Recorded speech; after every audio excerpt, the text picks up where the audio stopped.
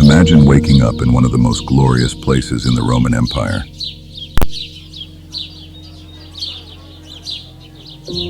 The sun is warm on your face, the market is bustling, and the vineyards on the nearby hills are heavy with fruit. It is a day like any other. You go about your business, baking bread, arguing in the forum, laughing with your family. Try one of these figs. Sweet as honey. Bread's still warm. But as you close the oven door on your 81 loaves of bread, you have no idea that you are sealing a time capsule. You do not know that in just a few hours the sun will vanish.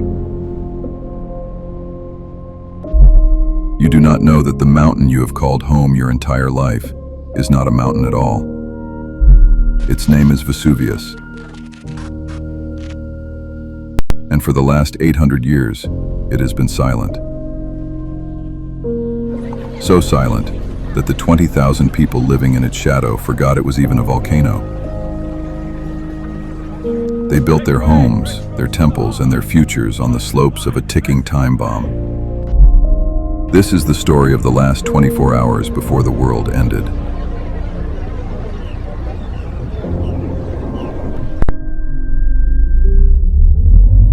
In the days leading up to the disaster, the city felt off. For days, minor earthquakes had rattled the town. But to a Pompeian, this wasn't a warning. It was Tuesday. 17 years prior, in 62 AD, a massive earthquake had leveled half the city. They were still repairing the damage. So when the ground shook in 79 AD, they shrugged it off. Good progress today. They were used to the earth moving beneath their feet. They didn't know these weren't earthquakes. They were the planet's screams.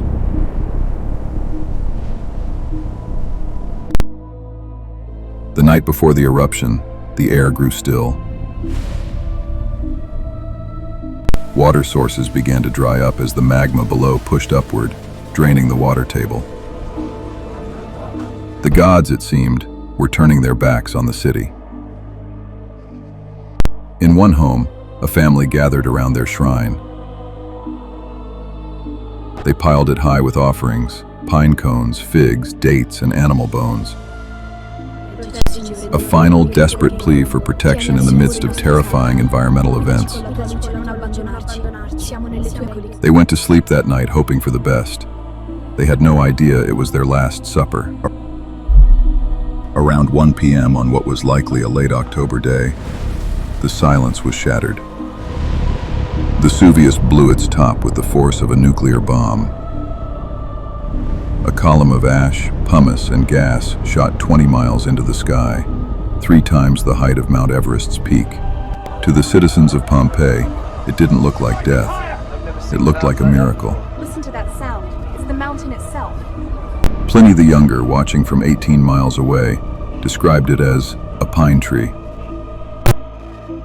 A trunk of smoke rising endlessly, branching out at the top. It was the most beautiful, terrifying thing they had ever seen. Then, the sky began to fall. Not as ash, but as rock. Pumice stones, light, porous, but deadly, began raining down on the city. The initial phase of the eruption was a Plinian column collapse, dumping meters of debris. The people ran for cover. Some tied pillows to their heads to shield themselves from the barrage. The weight was unimaginable. It fell at a rate of 6 inches per hour. Within hours, the streets were buried. Roofs began to groan and crack under the impossible weight. Remember that baker with his 81 loaves? He never made it back to open the oven door. Those 81 loaves would bake inside that oven for the next 2,000 years, waiting for someone to come home. For 18 hours, the hell rain continued. It was a long, suffocating night. The weight of the pumice built up to 3 meters deep, nearly 10 feet.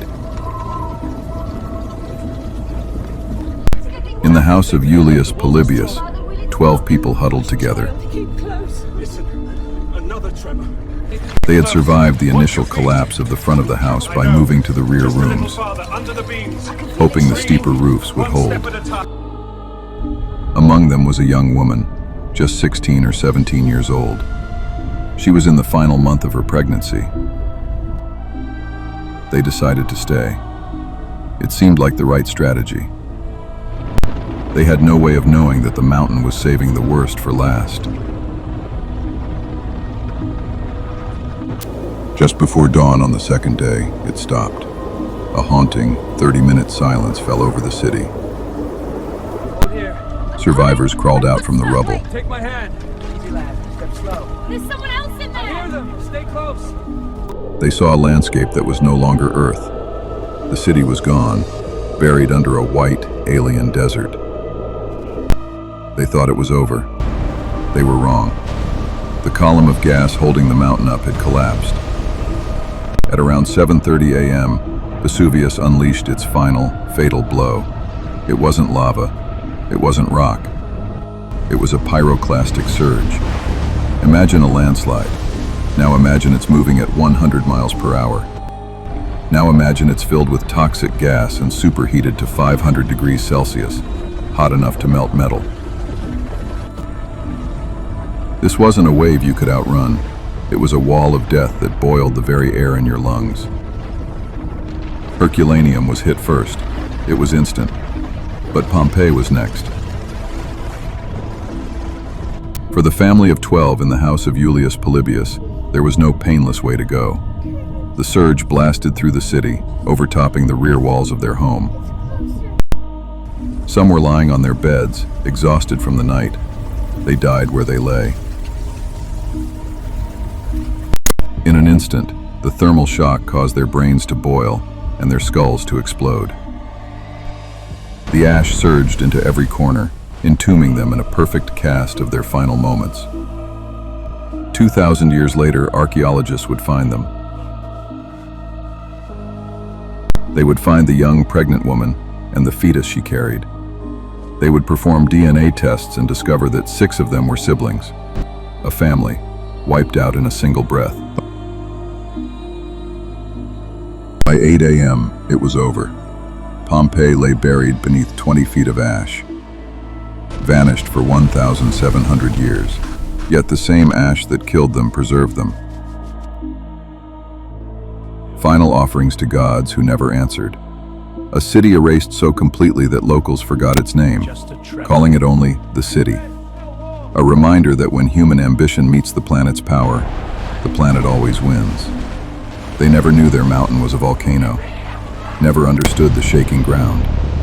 And in their final hours, they learned the hardest lesson. Sometimes the most beautiful places are also the most dangerous.